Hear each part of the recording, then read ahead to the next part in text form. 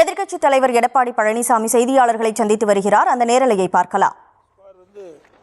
மிகப்பெரிய கஷ்டத்தை எங்களுக்கு உண்டாக்கியிருக்காங்க. இதை ஏற்கனவே பழைய முறைப்படி தான் நாங்கள் பயிர்க்கடன் வாங்கக்கூடிய சூழ்நிலை உருவாக்கித்தாங்க. நாங்கள் அதன் அடிப்படையில் பாரத பிரதமர் அவர்கள் இங்கே தான் வந்தபோது, திருச்சிக்கு வந்தபோது தான் அவரிடத்துல நேரடியாக இது குறித்து கோரிக்கை மனு வச்சேன். அதை உடனடியாக அதை ஏற்றுக்கொண்டு நான் சரி செய்ய சொன்னார்கள். இன்றைய தினம் 17/7/2025 தமிழ்நாடு அரசு அதை சுற்றறிக்கை நான் கொடுத்த உடனே தெரிஞ்ச உடனே 28/7/25 நேற்றைய தினம் எல்லா தொடக்க வேளாண்மைக்கும் சுற்றறிக்கை விட்டுருக்கிறாங்க.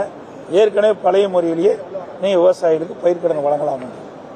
ஆகவே எங்களுடைய அரசு எங்களை பொறுத்த வரைக்கும் ஆட்சியில் இருந்தாலும் இல்லாவிட்டால் மக்களுக்கு பிரச்சனை ஏற்படுகின்ற பொழுது அந்த பிரச்சனையை தீர்ப்பதிலே முன்னணியில் இருப்பது அனைத்து இந்திய அண்ணா திராவிட முன்னேற்ற கழகம்.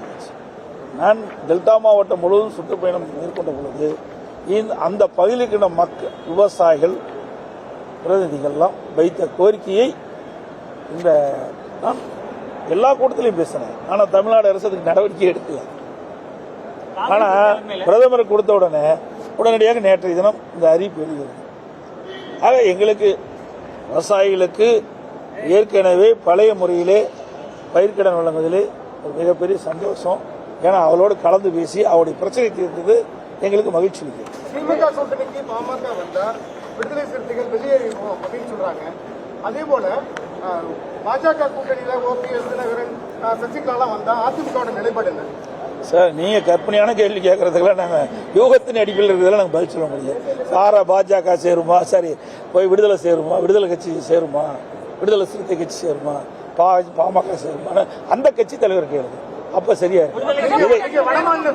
ஒரே நிமிஷம், நீங்க அடுத்த கட்சி கேட்கும் போது அடுத்த கட்சி தலைவர் கேட்டதும் தெரியும். என்னை கேட்ட நான் என்ன சொல்லும் பதில்?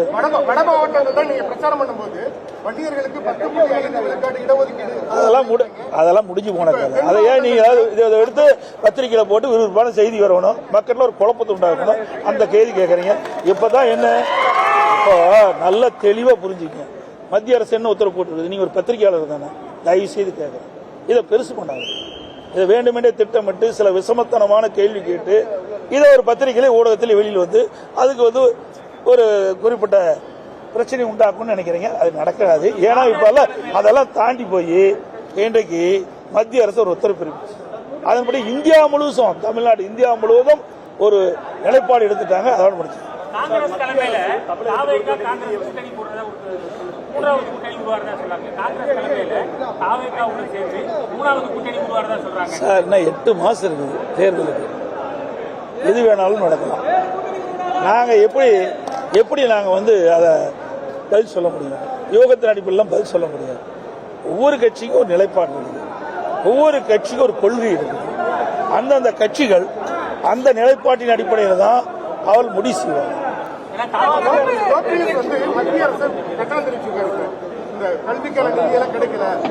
அது அவரை கேளுங்க, இன்னும் எங்க கேட்கறீங்க சார்? நான் தான் சொல்றேன், எங்களை சம்பந்தப்பட்ட கேள்வி கேளுங்க, நான் பதில் சொல்றேன். அடுத்த தலைவர் எங்களுடைய நிலைப்பாடு தான் நான் ஏற்கனவே சொல்லிட்டோம். இதையெல்லாம் நல்லா சிந்திச்சு பாருங்க. இது எப்போ வந்தது? 1976 வந்தது.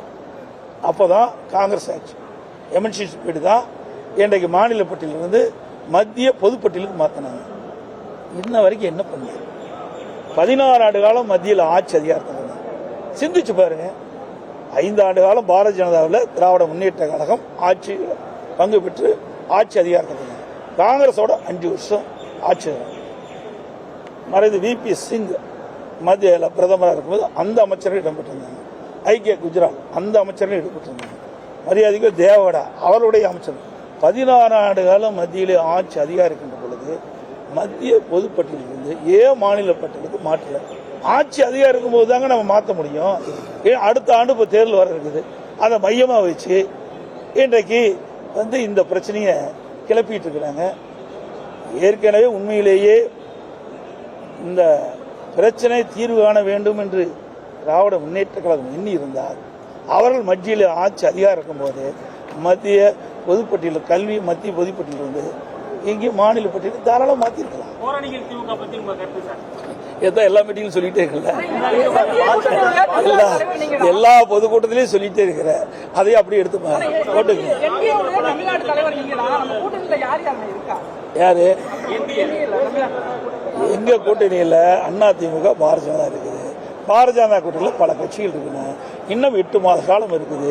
8 மாத காலம் தேர்தல் அறிவிக்கப்பட்ட பிறகு அவங்களுக்கு யாரெல்லாம் இருப்போம் என்பது பத்திரிகை ஊடகத்தை வைத்து தெளிவாக நான் திருப்புவேன். நன்றி, வணக்கம். திருச்சி விமான நிலையத்தில் எதிர்க்கட்சித் தலைவர் எடப்பாடி பழனிசாமி செய்தியாளர்களை சந்தித்த காட்சிகளை பார்த்தோம்.